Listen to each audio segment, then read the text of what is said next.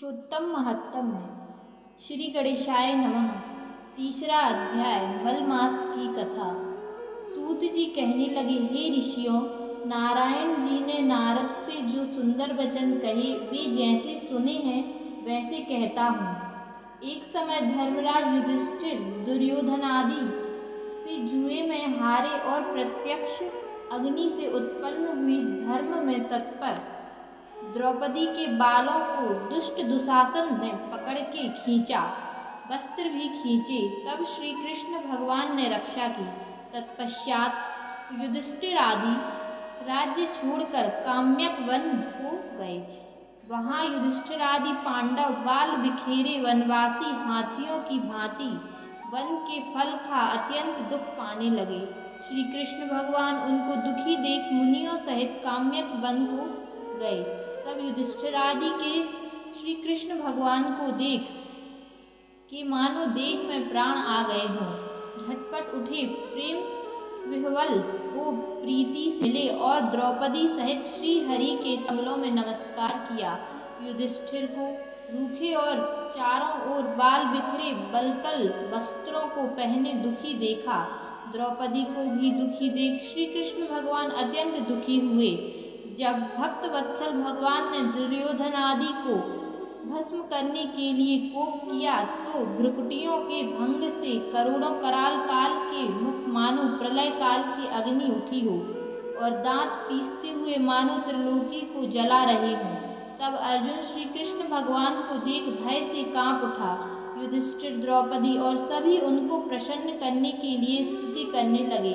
अर्जुन बोले, हे कृष्ण, हे जगन्नाथ, मैं जगत से बाहर नहीं हूँ, फिर जगत रक्षक होकर आप मेरी रक्षा क्यों नहीं करते?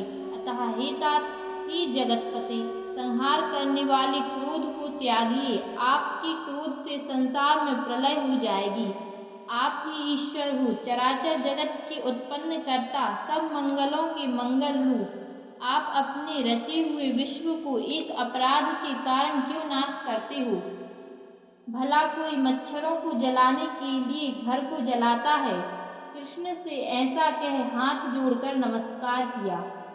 सूत जी बोले, तब श्री कृष्ण भगवान क्रोध त्याग चंद्र के समान शीतल हो गए।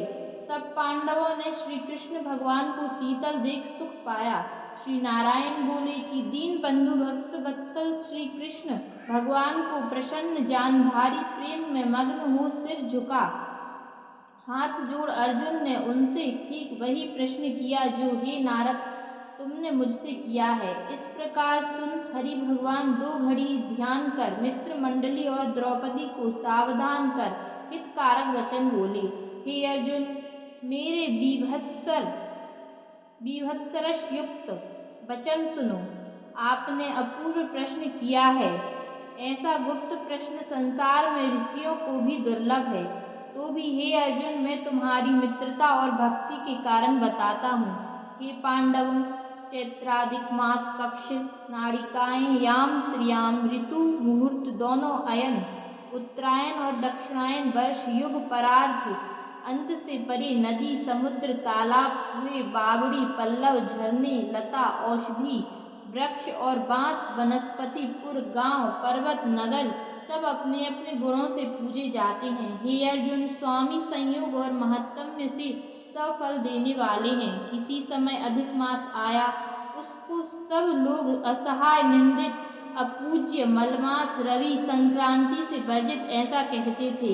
मल रूप होने से अछूत और शुभ कर्मों के लिए निंदित ऐसे वचन सुन कांतिहीन निरुद्योगी दुखी अत्यंत थकित शरीर चिंता से घिरा मन में दुखित धैर्य धार मलमास मेरी शरण में वैकुंठ में जहाँ मैं रहता हूँ वहीं पहुँचा।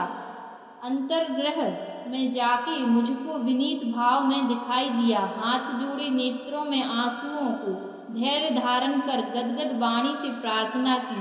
वह नारायण नारायण पुकारता हुआ इस प्रकार बोला।